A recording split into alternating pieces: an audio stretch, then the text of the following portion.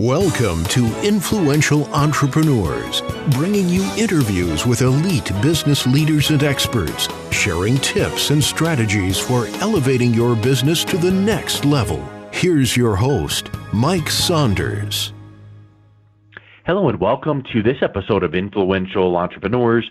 This is Mike Saunders, the Authority Positioning Coach, and today we have with us Chris Paradiso, who's the owner and founder of Paradiso Financial and Insurance Services. Chris, welcome to the program. Thanks for having me. Hey, I'm looking forward to talking to you because I know that you do a multitude of things with serving your clients in your community and other business professionals as well. So give us a little bit of your background. What's your entrepreneurial journey been like? Well, it started when I was 12 years old, and my father and mother embracing me to kind of challenge me a little bit when I wanted to open up a business. So opened up a hot dog cart when I was 12, and it's led into multiple of things today, which ended up, once I got out of college, did have a painting business during college, led me into the financial and insurance services career, and really have taken a liking to this industry and the ability to be able to help so many people, especially with products in the insurance space that most people don't like or don't appreciate until there's a time of need of it. So really enjoy the insurance industry. You know, that really is an interesting way to put it. It's like it's the kind of thing that you don't want to pay attention to until you are forced to pay attention to it. Well, that is one way of putting it. And the other way is how many kids grow up thinking that they're going to be in insurance or in a financial field as they get older. Financial field, probably there is some, but in the insurance space, nobody ever wakes up and says, I'm going to college I want to be an insurance professional. Yep. It's just rare. Yeah. Yeah. You know, I heard this years ago, but I forget. I was in the mortgage industry about a decade ago, and I remember hearing this from a financial professional that focused on insurance, and he said, you know, you can't sell or provide insurance in the typical way. You have to, you know, give a word picture. And, you know, he was giving this example, and maybe you've heard of it before, like you talk to a person and say, what if I had this special machine in the basement that cranked out $100 bills and it was all legal? And, you know, you would want that, right? Of course. Yeah. And then you would probably want that maintenance plan to make sure that it always performs well, where I come out once a quarter and oil it up. Oh, of course. Yeah. Well, that's what insurance is. You are the machine, your body and your mind, yourself. You're the machine cranking out that money. Well, let's make sure that money continues to crank out, which is, so have you found other types of ways that when you explain things to people in a variety of financial services that, you know, they go, oh, that's an interesting way to put it? Well, I think telling stories is the number one thing. I can't say that based on whether it's commercial insurance or personal, there's different stories. I don't really just always relate it to one thing, but I do a lot in the fitness industry, and I like to relate insurance to, it's amazing on how many people wake up and work out, and they want to keep their body in shape, but they fail to keep their mind in shape. And if you're not reading and you're not studying and you're not going to different types of groups to better your mind, what are you really doing?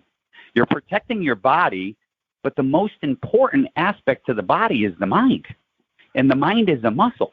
So if we don't protect the mind and we don't invest in the mind, the body can be in great shape, but if the mind is shot, you have an issue.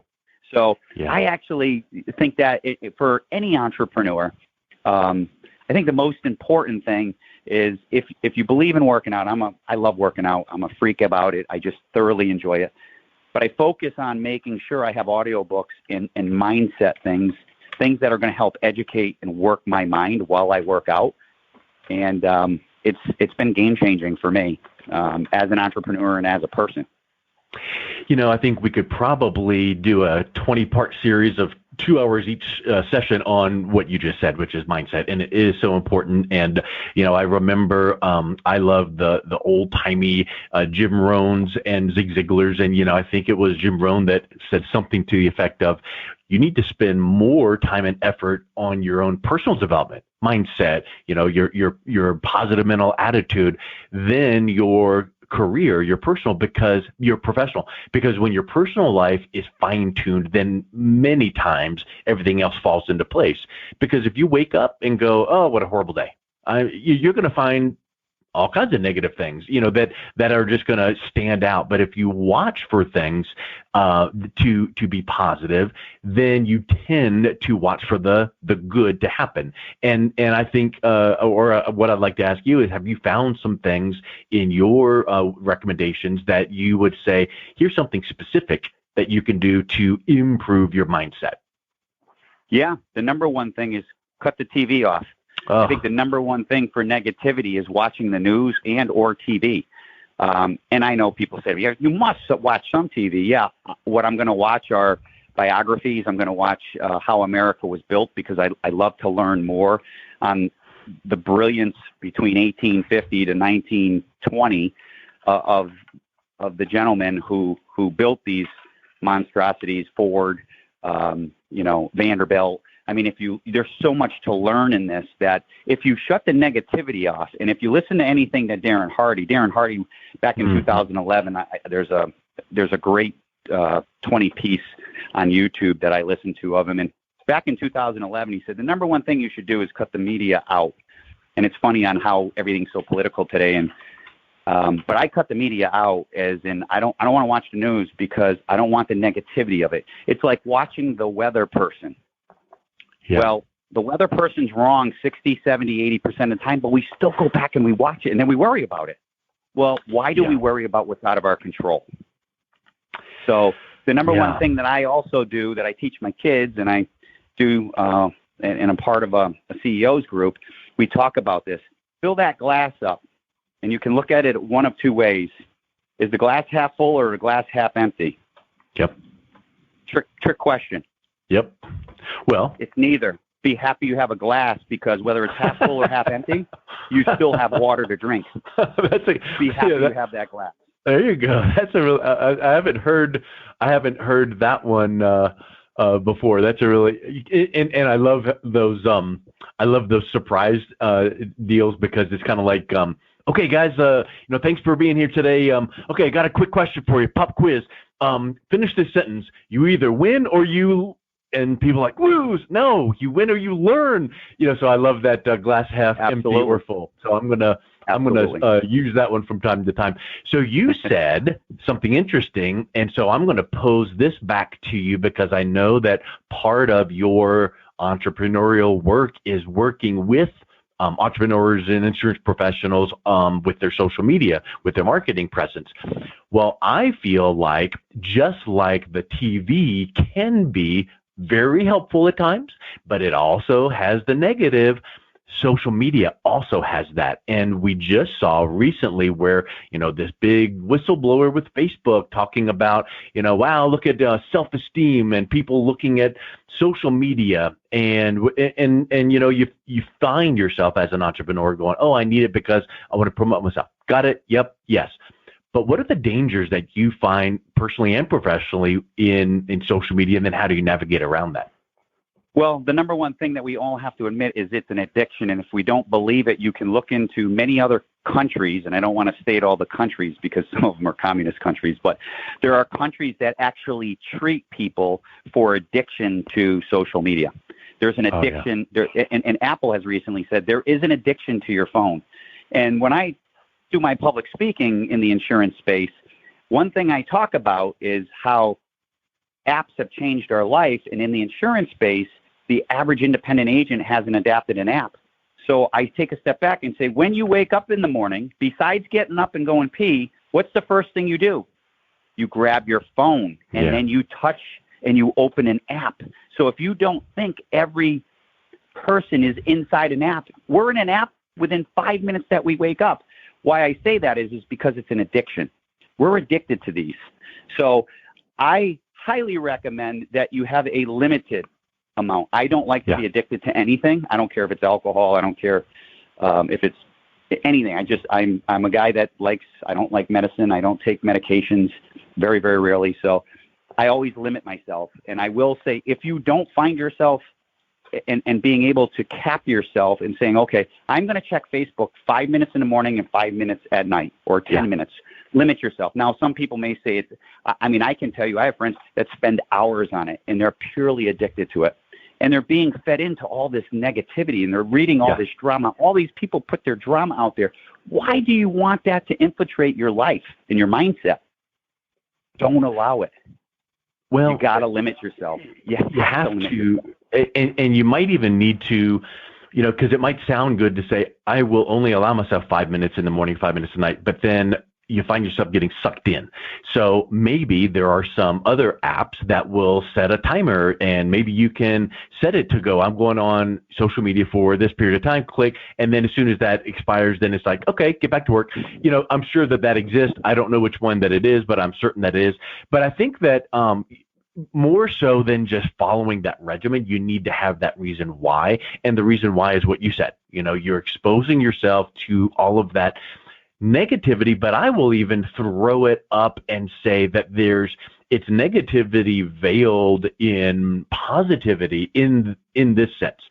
So many times, scroll through whatever social media platform that you like, you're going to see the best of the best of the best of the best. Oh, look at this great whatever. We just took this vacation. Look at this great meal. You don't see pictures of people's dirty house going, oh, what a horrible day today is. Or their business, desk that is like, oh, what a mess. And I just, this business is not going well. All you're seeing is the best of your contacts in your network.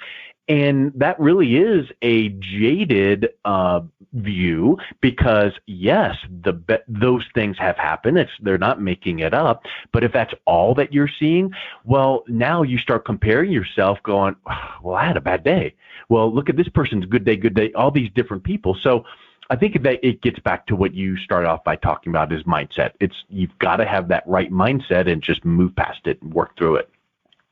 And if you're a successful entrepreneur, you should be having, or at least hiring, some form of a staff to help monitor, if you're talking about your business being on social versus personal, right? So I think you can limit yourself in whatever that limit is. I'm not saying that there's a 5-minute limit. Whatever your limit is, there needs to be some form of a limit, or else I always say, don't let head pollution in your mind. You got to get rid of pollution, Yeah. Because there's a lot of negativity out there. Yeah, for sure. I've heard it called the mind grind, and you just let things ruminate, and and I think that you must combat that with what? It's too easy to say, just don't do that. Well, you need to combat it with what's good, and let's think of it like this. Your example about the glass half empty and half full. Let's say that there's a glass of water and that water is just filthy. Well, and let's say that it's half full of filthy water. Well, how do you combat that? And I'm sure that this is just a fictional example, but you take about 9 gallons of pure water and start dumping it into that glass, and then soon that glass fills up and all the bad water is overflowing out, and then what's left is the pure water you put in. So you've got to combat whatever that bad is in your life, business or personal, with something good. But at the end of the day, you would be very happy that you had that glass, because without that glass, you're not drinking anything. I think that it kind of makes me think of count your blessings, right? Because absolutely, too many times. Right? What's that? It's perception. Yeah. Too many times it's like, oh, look at this and this happened, and you're like, and I've heard this example before where someone goes into a counselor person. It's like, oh, this happened to me, and he's like, oh, I'm so sorry that your spouse died and your house burned down and your business went under and your blah blah blah. And he's like, none of that happened. He's like, oh, well, then what's the problem? And the point is that he's bringing that perception of, look at this one or two little thing you got all bunched up about, but look at all the good around us, and when we can compare ourselves to many, just drive in your own downtown area, wherever you are, I'll bet you'll find homelessness. And is there something you can do? Yes, but also it should allow us to go, we need to be grateful for what we have, and then how can we give back? And I know that you give back to your community. So maybe let's talk a little bit about, when you have that right mindset and when you are successful, whatever that means in yourself personally, professionally, what are some ways that you would recommend giving back? Well, I think the number one thing is focus on what your why is. And if your why is, one of my big whys is obviously my kids, but I really focus internally on them being built off of hard work. Hard work, number one, and number two, reading. Read. Every piece of success that you can find is in a book. It's just we don't know what book. So what we do here at Paradiso Insurance is we actually do bikes for reading. When we go into schools, we give away bikes. Kids have to read 75 hours. They get their name in a hat, and we get to pick. Not only don't we stop there, but while we're in front of them and giving away bikes, we do something called the Kindness Revolution. Both play a very intricate role because kindness matters. It doesn't matter how little or how big. Maybe it's a smile. I was with my father at the cancer center a few weeks ago, and a lady walked up to me and she says, "I can't thank you enough for that smile this morning and the twinkle in your eye. It just made my day." Can you imagine, all because I smiled at a woman who was struggling that day, that I made her day? I said, "You made my day." I said, "I might have made your day, but you made my day twice." You do not realize the power you have if you just do it one small kind act at a time. So what we do is we try to change kids' lives.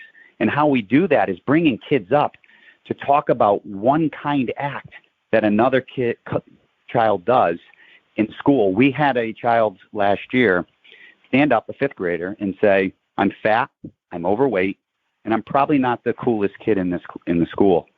But one kid, and he named the kid, came up to me and played with me, and I have to say thank you, because it wasn't going very well. I didn't like school. Can you imagine? I'm fat, I'm ugly. Yeah. He told that to the whole school.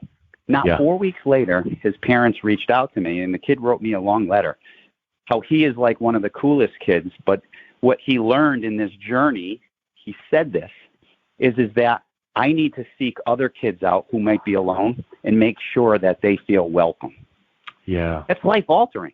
All over a 25-cent bracelet that says kindness is cool. Yeah. Right? Wow. I mean, we can change lives. It's how do we change lives? Take action. Whatever it might be. And how much time does that take? Like seconds. Seconds. Yeah, seconds. Like the person that said, "Thank you for your smile." That helped her, but it also helped you when she said thank you. So don't just take that in and go, "Oh, that guy was really nice. He made my day." Well, I'll bet that it amplified her day by saying to you, "That made my day," which then made you go, "Hey, well, that small interaction, probably if someone was standing there with a stopwatch, was probably, 19 seconds or 28 or whatever." Doesn't take a lot of time. It just takes being aware, right? And just taking action. I always say, people say, of anybody you dream to be to leave an impact when you're gone, who would it be? It's Mother Teresa. She died the richest woman in the world. It's just a matter on your perception of rich. Yeah. Oh, yeah. Yeah, that's huge. And guess what else? You mentioned Darren Hardy, one of the, I don't know how many books he's written, but it makes me think of the compound effect. And it doesn't mean you need to work 12 hours a day doing kind acts. Guess what it means? No.